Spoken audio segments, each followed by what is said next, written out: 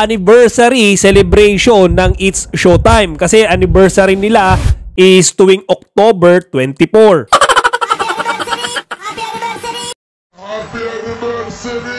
Pagod na ako sa inyo. 4 AM gising na to eh. Bakit niyo ako ginaganito?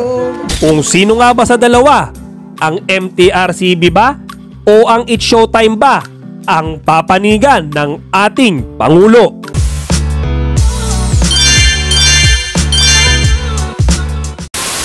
Magandang araw mga kachika! Rigel po ulit ang inyong Chika Patrol. Bago tayo magsimula mga kachika, inaanyayahan ko kayong mag-subscribe dito sa ating munting channel para palagi kayong updated sa mga latest at nagte-trending na showbiz balita. Hindi tayo susuko, laban lang!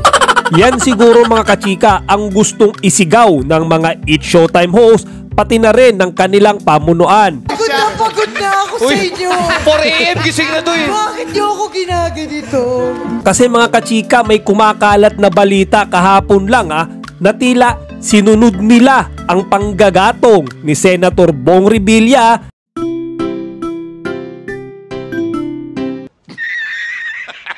na ipaabot sa Office of the President etong issue na kasalukuyang kinakaharap nila laban sa MTRCB.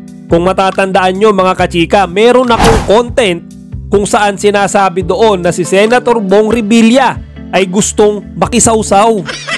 Ngayon mga kachika, binigyan niya ng payo etong It's Showtime, kasama na rin siguro dyan yung pamunuan ng ABS-CBN at GMA, na humingi sila ng tulong kay Pangulong Bongbong Marcos. Dahil nga mga kachika, ayaw talaga nilang tanggapin na sila ay masususpinde ng 12 araw.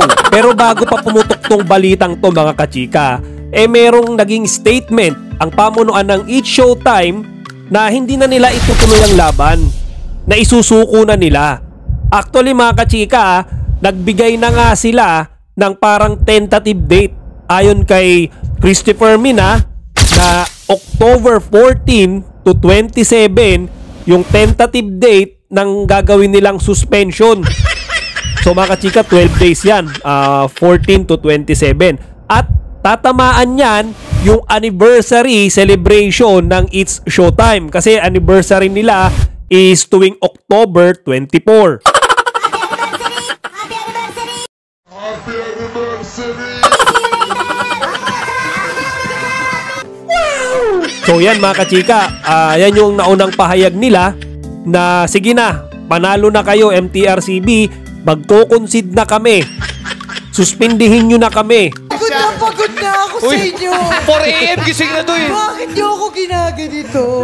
Eto na yung petsa, October 14 to 27. Ngayon mga kachika, nagbago ang isip nila. Nagsubmit sila ng motion for reconsideration sa Office of the President.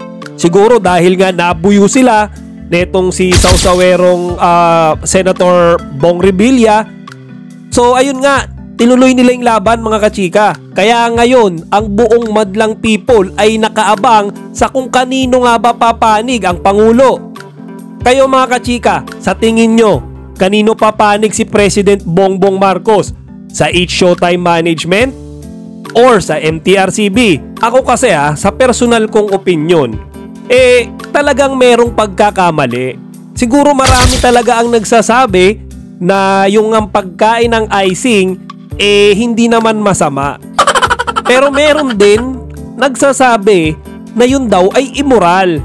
So mga kachika, siguro tayong mga manunood, pwede tayong makapagbigay ng ating opinion, comment, pero hindi naman tayo yung mga eksperto pagdating sa mga ganitong bagay, pagdating sa pagsuri kung ano nga ba yung malaswa, kung ano nga ba yung immoral pagdating sa pagpapalabas sa live national television.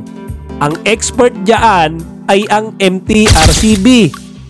Sila ang binigyan ng authority ng Pangulo na magpatupad ng batas tungkol sa pagpipilter sa kung ano nga ba yung mga regulasyon na dapat sundin ng mga programang for general audience. Kung baga yung kahit bata, matanda o kahit anong edad ay pwedeng panoorin. So mga kachika, hindi tayo pwedeng magmagaling Ang dapat lang natin gawin ay sundin ang MTRCB. Sila ang masusunod dyan eh. Ngayon, hindi matanggap-tanggap ni It's Showtime na talagang deserve nila ang 12-day suspension. Para sa inyong kalaman mga kachika, meron na silang nakaplanong gawing temporary program na pamalit sa It's Showtime habang ito ay nakasuspinde.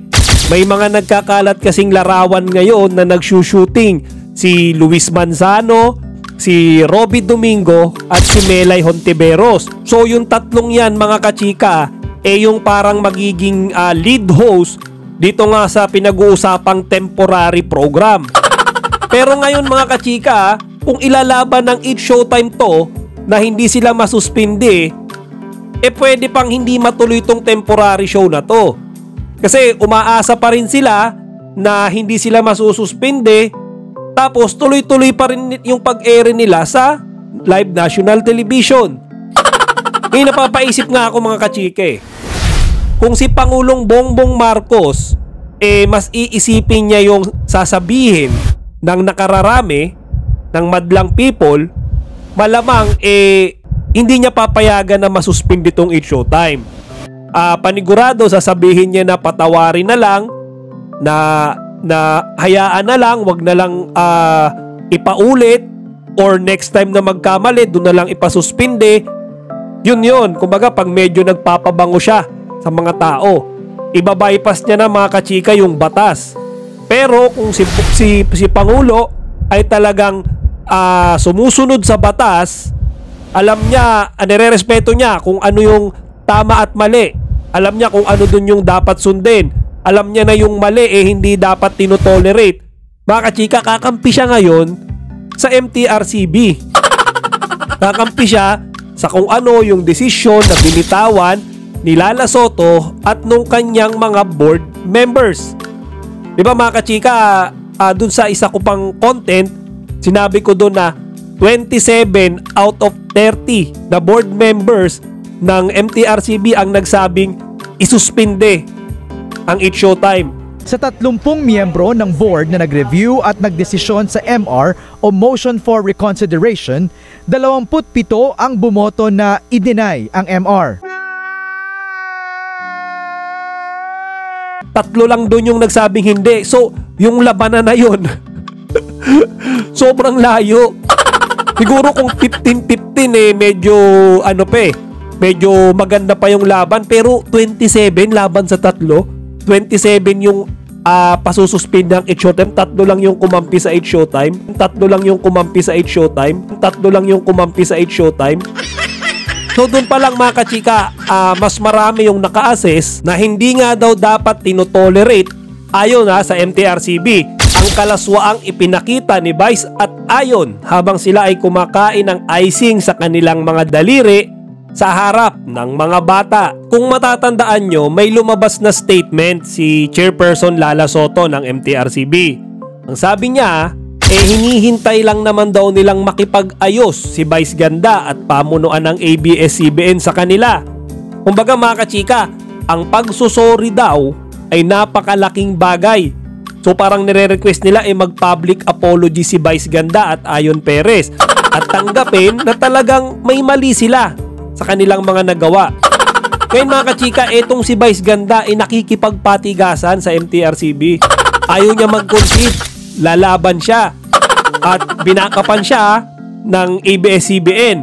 Kaya mga kachika, humantong na nga sa ganitong kaparusahan yung kanilang programa.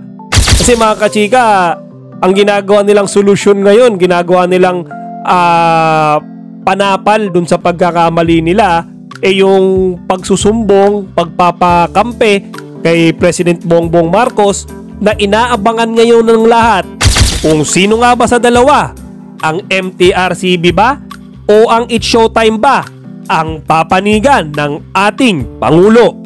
O siya mga kachika, hanggang dito na lang muna. Sana wag nyo kalimutang bisitahin ang ating website, chikapatrol.net. Maraming balita dyan at maglagay ng inyong mga opinyon dito sa comment section.